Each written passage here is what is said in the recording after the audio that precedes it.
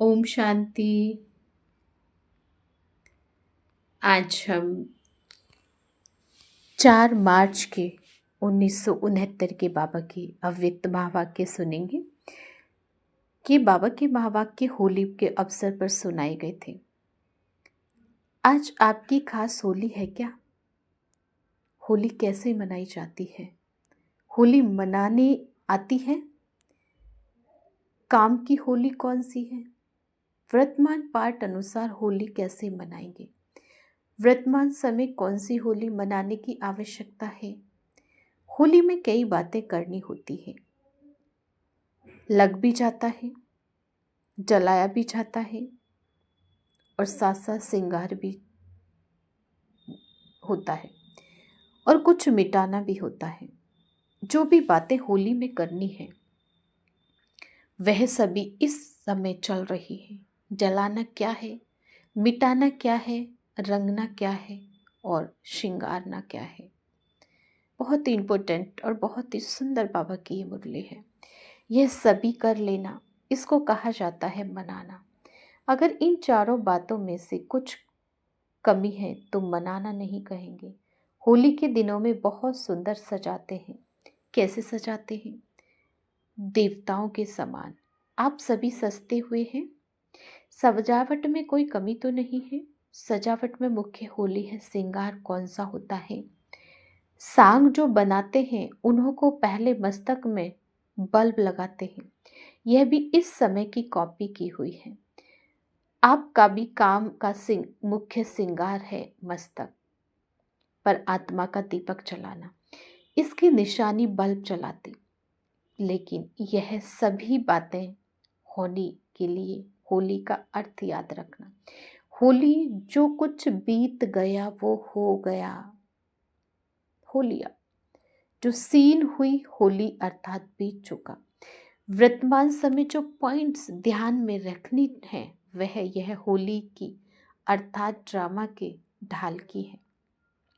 जब ऐसे मजबूत होंगे तब वह रंग भी पक्का लग सकेगा।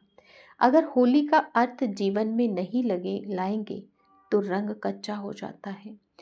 पक्का रंग खाने के लिए हर वक्त सोच जो बीता हो गया ऐसी होली मना रहे हो।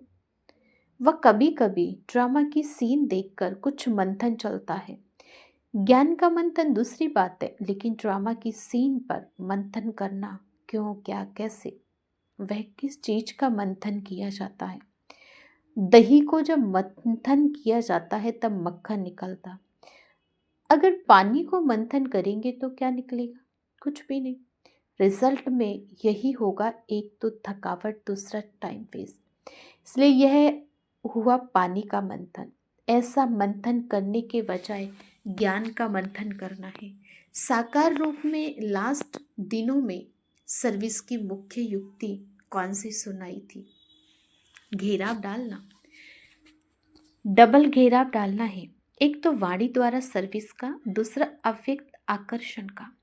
यह ऐसा घेराव डालना है जो खुद ना उससे निकल सके न दूसरे निकल सके। घेराव डालने का ढंग अभी तक प्रैक्टिकल में दिखाई नहीं है। म्यूजियम बनाना तो सहज है, म्यूजियम बनाना यह कोई घेराव डालना नहीं, लेकिन अपने अव्यक्त आकर्षण से उन्हों को ख्याल करना है घेराव डालने का। वह अभी चल रहा है। अभी सर्विस का समय भी ज़्यादा नहीं मिलेगा। समस्याएं ऐसी खड़ी हो जाएंगी जो आपके सर्विस में भी बाधा पड़ने की संभावना होगी। इसलिए जो समय मिल रहा है उसमें जिसको जितनी सर्विस करनी वह अधिक से अधिक कर ले, नहीं तो सर्विस का समय भी होली हो जाएगा, यानी बीत जाएगा। इसलिए अब अपने को आप पे ही ज़्यादा से ज़्यादा सर्विस में बांधना चाहिए। इस एक बंधन से ही अनेक बंधन मिट जाते हैं। अपने को खुद ईश्वरीय सेवा में लगाना चाहिए, औरों के कहने से नहीं। औरों के कहने से क्या होगा? आधा फल मिलेगा।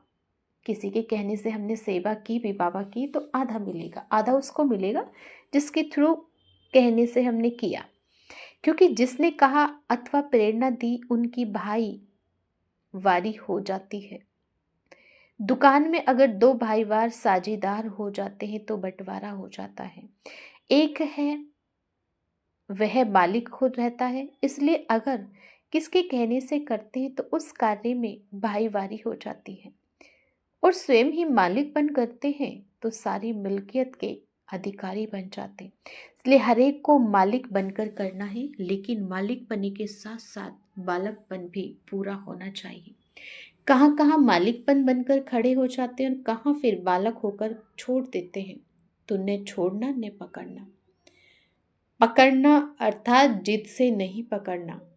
कोई चीज को अगर बहुत जोर से पकड़ा जाता है तो उस चीज का रूप बदल जाता है। फूल को जोर से पकड़ो तो क्या हाल होगा? पकड़ना तो है, लेकिन कहाँ तक पकड़ना है और कैसे?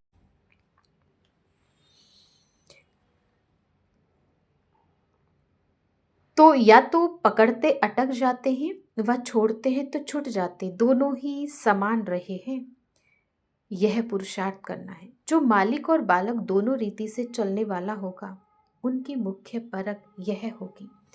एक तो निर्माणता होगी, उसके साथ निरहंकारी, निर्माण और साथ साथ प्रेम स्वरूप।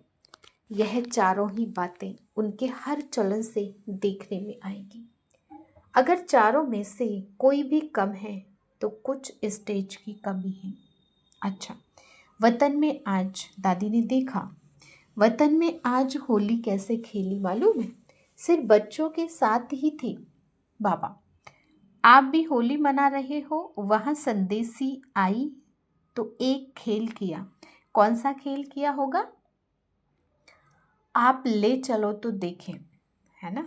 किसी ने पूछा हो, बोला होगा बुद्धि का विमान तो है। बुद्धि का विमान तो दिव्य दृष्टि से भी अच्छा है। यहाँ तो वह हो नहीं सकता, वह चीज ही नहीं। आज सुहेजों का दिन था, तो जब संदेशियां वतन में आई तो साकार को छिपा दिया।